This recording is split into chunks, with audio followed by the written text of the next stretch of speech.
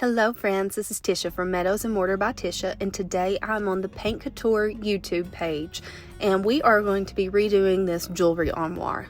Now, if you follow me, then you know that I do love to do jewelry armoires. I do them quite a bit, but this one I couldn't find the exact color that I wanted on my shelf, and I didn't have time to order anything, so I used some buttercream, and then I used some Magenta pigment powder, and I just took it and scooped a little bit in there, and then swirled it around, tried to get it good and incorporated until I got the color that I liked. So then you can see I'm add more, mixing it together, add more, mix it together until I get the color that I want.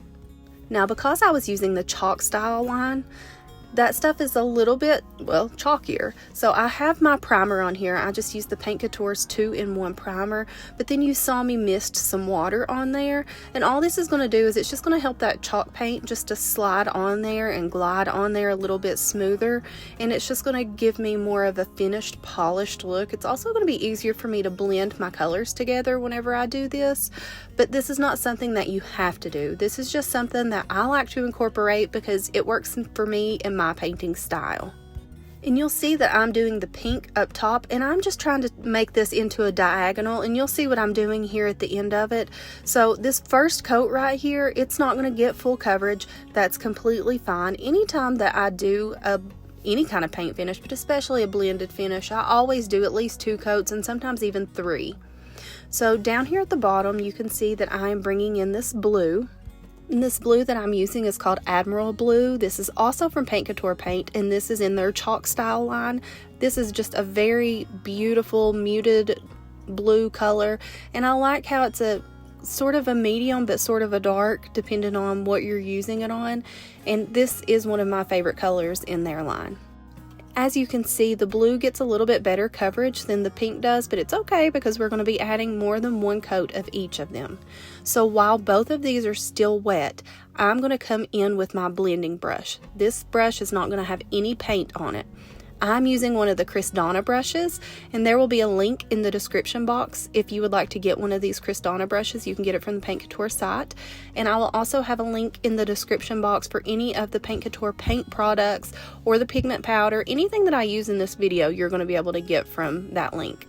So with this clean, dry, neutral brush, you're just going to go in between the 2 colors. You're going to go up and down, side to side, left or right, whatever you got to do to be able to blend those colors together. You are wanting to make this line blurred. You don't want to be able to see where 1 color starts and 1 color stops. So as you can see, I blended mine through a little bit, and then I realized that I needed to add a little bit more of that blue in, and then I add that in, and then this paint is still wet, so then I'm coming in and blending this again. Now, here's what it looked like, and you can see that blend line is not good, but it's okay because that was just my first pass through. That's just kind of laying my colors down to show what I'm wanting. In between my coats, I come in with the 220 grit of sandpaper, and I just lightly go over it.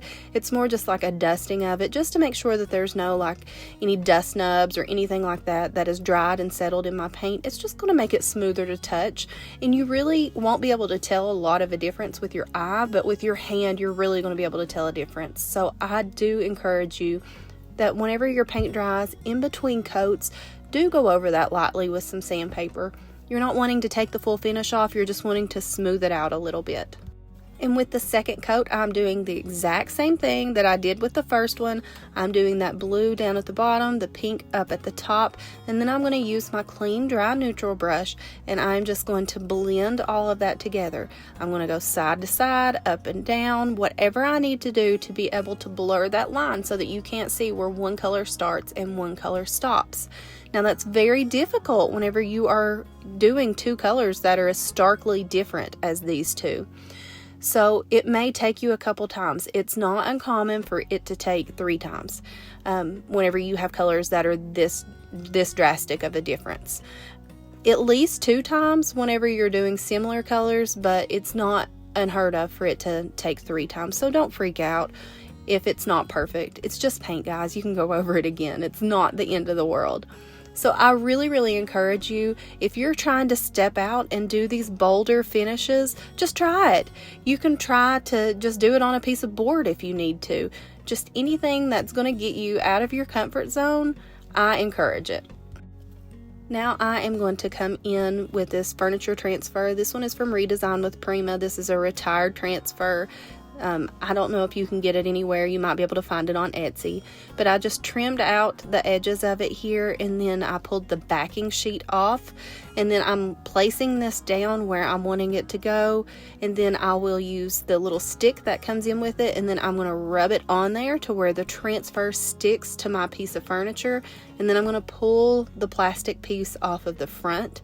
Then I'll smooth it down with my fingers, and then I will seal it all in with Paint Couture's Extreme Guard. Whenever you're working with a furniture transfer, you saw that I had that large piece right there, and you saw me cut it so that I can work with smaller areas. That's going to keep me from having less wrinkles in it. I'm going to have less tears whenever I do it that way. It's just a more manageable area to work with whenever you're able to split it down. Now you can see I'm using a razor blade to cut in between those drawers. And that's also just another thing that's going to help me get that to release a little bit easier. I'm going to have an easier area to work with. But you just need to look at the structure of the piece that you're putting it on. There's going to be different curves and different, waves on the front of it. Or you may just have a flat front piece. So each piece calls for a different technique. Now, I do suggest that whenever you're working with furniture transfers, that if you're just beginning to, it's probably best to start with just the front of a piece instead of worrying about going around curves and edges. And you can kind of work up to that, build up to that as your skill level gets better and better, because it will get better and better every single time that you use a furniture transfer. There is an art to it, and it is a beautiful art, and I highly encourage you to start using them if you've never done that before. So you see, I put my full furniture transfer on there, and then it's time to seal it in. So I'm coming in with Paint Couture's Extreme Guard. I'm using the Sheen Flat. You could use whichever one that you wanted. Now you can see there's a little bit of a color difference right there on where my chalk style paint is. And then once that I put my top coat on it, it makes it a little bit of a richer, deeper color. It's not going to change it tremendously, but it is going to give it a little bit of a richer color. You want to make sure that whenever you're applying a top coat that you are using a good high quality synthetic brush.